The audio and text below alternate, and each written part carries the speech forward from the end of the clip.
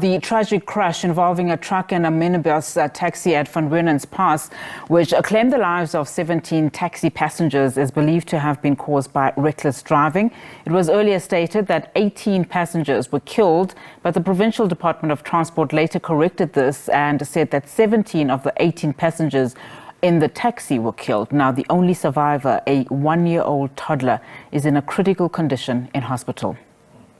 The aftermath of the deadly crash, a mangled taxi, a truck also badly damaged, and a light motor vehicle, a reminder of last night's accident on Van Reenen's Pass in misty and rainy conditions. The minibus taxi is said to have been transporting 18 passengers from Kumbu in the Eastern Cape to Johannesburg in Gauteng.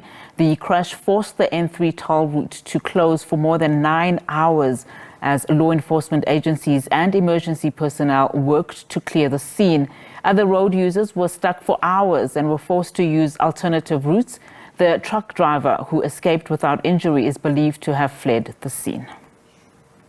To discuss this further now in terms of this tragedy that struck on our roads, we invite the AA's Eleanor Mavimbela to speak to us about this. Eleanor, I mean, I'm even at a loss for words because this was just one of those tragic accidents. And when you look at it in terms of this festive period, it actually has been a very grim one on our national roads over this period. And sadly, of course, with the death toll expected to rise. As we get your reaction to this latest tragedy, perhaps you'd just take us into why we continue in this country to see such deadly accidents on our roads. Good afternoon, and thank you so much for inviting us onto the show. There's a number of reasons that we are unable to still, in going into 2025, getting to see such grim accidents happening on our roads.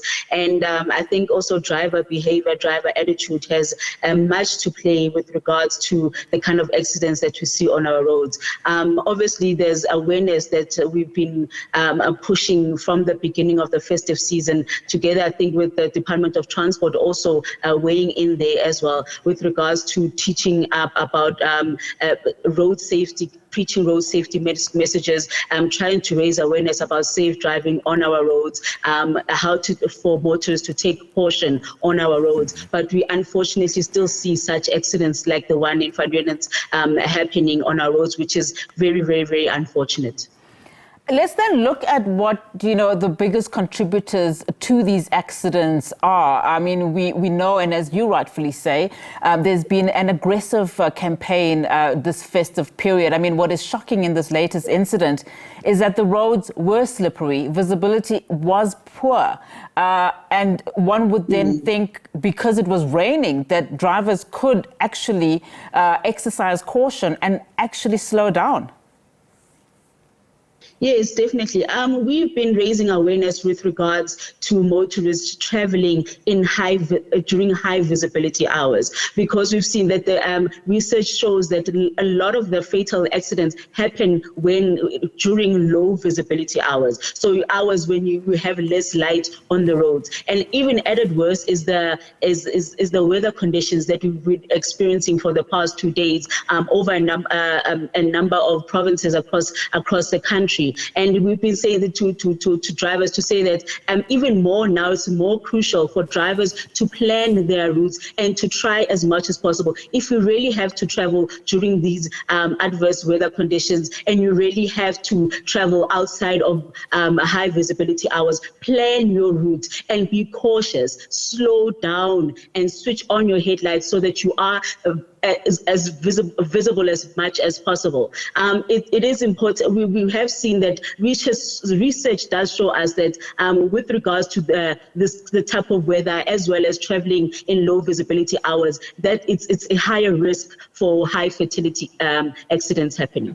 I mean, when you look at the statistics, even in the Christmas period, we saw that already those numbers had surpassed the previous year, 2023. And that was concerning for the minister too. I mean, In terms of driver behavior, what are we missing here? Because we've been told year in and year out, particularly as these numbers start to increase, that we really have to get to that point where we change driver behavior. Are there any opportunities we can see, perhaps even a driving school perspective, or when people, do get their first license? I mean, where are the low-hanging fruits here? I definitely do think that it's going back to the basics. When we, from motorists adhering to the basic rules of the road, with regards to also looking at the conditions in which a driver is on the road. For instance, we have seen that fatigue is one of the #1 reasons that you see a high fatality rate on our roads. Drivers going on the road tired, feeling physically and mentally fatigued. So that causes drowsiness, that causes drivers to lose focus on our roads. It unfortunately takes away the ability to be able to make quick decisions, as well as to be able to avoid, to be able to react when a situation on the road changes. So it's going back to the basics of adhering to the rules of the road. Everything that you are taught when you are doing your driver's license, when you got your driver's license and you started driving, remembering that and going back to that and see, and also I think awareness needs to happen throughout the year. It shouldn't be something that we just only do towards the festive season, towards the Easter period. It needs, driver behavior will only change if we start taking road safety more seriously, and as well as teaching and reminding drivers about the rules of the road continuously throughout the year. Do you think this country is too lenient, when it comes to prosecutions, successful prosecutions of drivers that have been arrested? I mean, just this period alone, we've seen thousands of people being arrested. And the #1 reason for that, of course, was drunk driving. Do you think this country is too lenient? I mean, should we have stiffer laws in place to make sure that we make examples of people that are found, for instance, to be speeding or even driving under the influence?